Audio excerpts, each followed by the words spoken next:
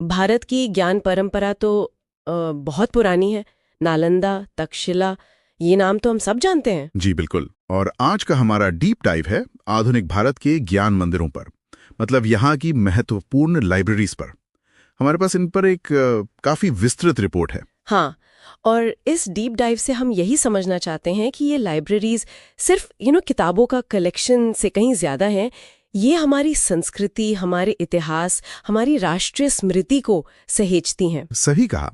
हम कुछ खास लाइब्रेरीज की बात करेंगे, कैसे वो बनी, उनमें क्या अनोखा है और उनका महत्व क्या है। ये भारत की कहानी का एक अहम हिस्सा है। तो चलिए शुरू करते हैं ये सफर। सबसे पहले चलते हैं कोलकाता राष्ट्रीय पुस्तकालय। इसका इतिहास तो काफी दिलचस्प है ना? हाँ, बहुत। इसकी शुरुआत हुई थी 1836 में कलकत्ता पब्लिक लाइब्रेरी के नाम से। फिर 1902 के आसपास ये इंपीरियल लाइब्रेरी बनी। अच्छा, इंपीरियल लाइब्रेरी। जी। और फिर आज़ादी के बाद 1948 में इसे राष्ट्रीय पुस्तकालय का दर्जा मिला। ये भारत की सबसे बड़ी लाइब्रेरी है। सोचिए, 22 लाख से ज्यादा किताबें और दस्तावेज। 22 लाख! और बीएस केशवन का नाम भी जुड़ा है इससे। हाँ बिल्कुल, वो स्वतंत्र भारत के पहले लाइब्रेरियन थे यहाँ पर। उन्हें भारतीय राष्ट्रीय ग्रंथ सूची का जनक भी कहा जाता है। बहुत बड़ा योगदान रहा उनका। और वो जो कानून है, delivery of books in newspapers act 1954 वाला, वो भी यहीं लागू होता है। जी हाँ। इसका मतलब है कि भारत में छपने वाली हर किताब, हर अखबार, हर मैगजीन की एक कॉपी यहाँ भेजी जानी जरूरी है। तो ये तो एक तरह से मतलब लगातार अपडेट होने वाला राष्ट्रीय आर्काइव बन गया। बिल्कुल। ये पक्का करता है कि देश का हर छपा हुआ शब्द भविष्य के लिए सुरक्षित रहे। कमाल की बात है ये। वाकई। अच्छा, अब थोड़ा दक्षिण की तरफ चलें। तंजावुर में सरस्वती महल पुस्तकालय, सुना है ये बहुत ही पुरानी है। हाँ, बहुत। एशिया की सबसे पुरानी लाइब्रेरीज में से एक मानी जाती है। शायद 16वीं सदी में नायक राजाओं ने इसकी शुरुआत की थी। 16वीं सदी। और यहाँ की सबसे खास चीज क्या है? वो पांडुलिपियां। जी, ताड़ के पत्तों पर लिखी पांडुलिपियां हजारों हैं, तमिल और संस्कृत में ज्यादातर। मराठा शासक थे सरफोजी द्वितीय, उन्होंने इसके कलेक्शन को बहुत बढ़ाया। ताड़ के पत्ते, उन्हें संभाल कर रखना कितना मुश्किल होता होगा। बेहद। यहाँ 39,000 से ज्यादा ऐसी पांडुलिपियां हैं और कुछ दुर्लभ किताबें भी, जैसे डॉक्टर सैमुअल जॉनसन की डिक्शनरी का एक बहुत पुराना संस्करण। वाओ! तभी तो एनसाइक्लोपीडिया ब्रिटानिका ने इसे भारत की सबसे उल्लेखनीय लाइब्रेरी कहा है। सही। अब अगर हम इंडो इस्लामिक संस्कृति की झलक देखना चाहें तो हमें रामपुर जाना होगा।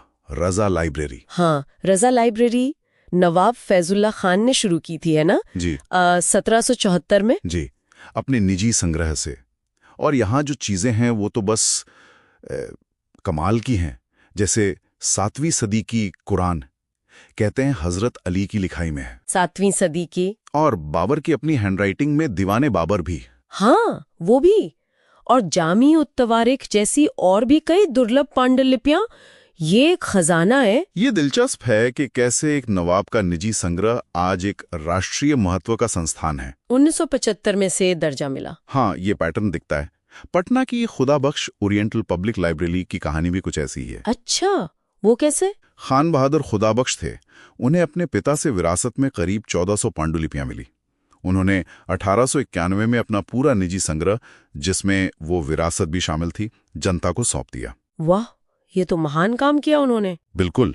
आज वहां लगभग 21,000 ओरिएंटल पांडुलिपियां हैं, अरबी, फारसी में, और वो लोग अब इन्हें डिजिटाइज करने पर भी काम कर रहे हैं। इसे भी 1969 में राष्ट्रीय महत्व का संस्थान घोषित किया गया था। अब मुंबई चलते हैं। Asiatic society library. इसकी शुरुआत थोड़ी अलग तरह से हुई थी, किसी सोसाइटी से। जी। 1804 में सर जेम्स मैकिन्टॉश ने लिटरेरी सोसाइटी ऑफ बॉम्बे की स्थापना की थी। उसी से ये लाइब्रेरी निकली। और यहाँ की सबसे चौंकाने वाली चीज, वो दांते की डिवाइन कॉमेडी। हाँ, कहते हैं दुनिया में उसकी सिर्फ 2 मूल प्रतियां बची हैं, और उनमें से एक यहाँ मुंबई में है। अविश्वसनीय। सुना है इटली ने इसे खरीदने की पेशकश भी की थी। हाँ, ऐसी बातें सुनने में आती हैं। खैर, अब ये लोग भी अपने संग्रह को डिजिटाइज कर रहे हैं, ग्रंथ संजीवनी नाम के प्लेटफॉर्म पर। ये अच्छी बात है। अब उन लाइब्रेरीज की बात करें जो देश भर से प्रकाशन जमा करती हैं। निक्षेपागार लाइब्रेरी। हाँ, डिपॉजिटरी लाइब्रेरीज। चेन्नई की कोनेमारा पब्लिक लाइब्रेरी इनमें से एक है। भारत में 4 हैं ऐसी। तो मतलब राष्ट्रीय पुस्तकालय की तरह इन्हें भी देश में छपी हर किताब की एक कॉपी मिलती है? जी हाँ, और ये यूनाइटेड नेशंस के प्रकाशनों के लिए भी एक डिपॉजिटरी है। 1890 में बनी थी ये, और इसने भारत में पब्लिक लाइब्रेरी सर्विस को एक तरह से संस्थागत रूप देने की पहली कोशिश की थी। और दिल्ली पब्लिक लाइब्रेरी, वो तो बनी ही थी शायद पब्लिक एक्सेस के लिए यूनेस्को के साथ मिलकर? बिल्कुल सही। 1951 में एक पायलट प्रोजेक्ट की तरह शुरू हुई थी। आज ये दक्षिण पूर्व एशिया की सबसे व्यस्त पब्लिक लाइब्रेरी मानी जाती है। और इनका नेटवर्क भी तो काफी बड़ा है, मोबाइल लाइब्रेरी, ब्रेल लाइब्रेरी। हाँ, और जेल में भी इनकी ब्रांच है तिहाड़ में। पहुंच बहुत व्यापक है इनकी। ये भी 1981 से एक राष्ट्रीय निक्षेपागार लाइब्रेरी है। और आखिर में संसद पुस्तकालय, इसका मकसद तो बहुत साफ है। जी बिल्कुल, ये मुख्य रूप से संसद सदस्यों के लिए है, उनकी रिसर्च और जानकारी की जरूरतें पूरी करने के लिए। 1921 में बनी थी। और यहाँ भारत के संविधान की मूल कॉपी रखी है? हाँ, हिंदी और अंग्रेजी दोनों में जो हाथ से लिखी गई मूल प्रतियां हैं, उन्हें नाइट्रोजन गैस के खास केस में सहेज कर रखा गया है। वाह! और पुरानी संसदीय बहसों का क्या, उन्हें भी डिजिटाइज किया गया है? जी हाँ, 1854 से लेकर अब तक की जो भी महत्वपूर्ण विधायी बहसें हुई हैं, उन्हें डिजिटल रूप दिया जा रहा है। ये हमारे लोकतंत्र की याददाश्त है एक तरह से। तो हमने देखा कि भारत की ये लाइब्रेरीज कितनी अलग अलग तरह की हैं। कोई राष्ट्रीय संग्रह है, कोई हजारों साल पुरानी पांडुलिपियां सहेजे हुए हैं, कोई इस्लामी विरासत का केंद्र है, कोई रिसर्च पर फोकस करता है, कोई आम जनता तक ज्ञान पहुंचा रहा है, तो कोई हमारे लोकतंत्र को सपोर्ट कर रहा है। बिल्कुल, ये सिर्फ इमारतें या किताबें नहीं हैं।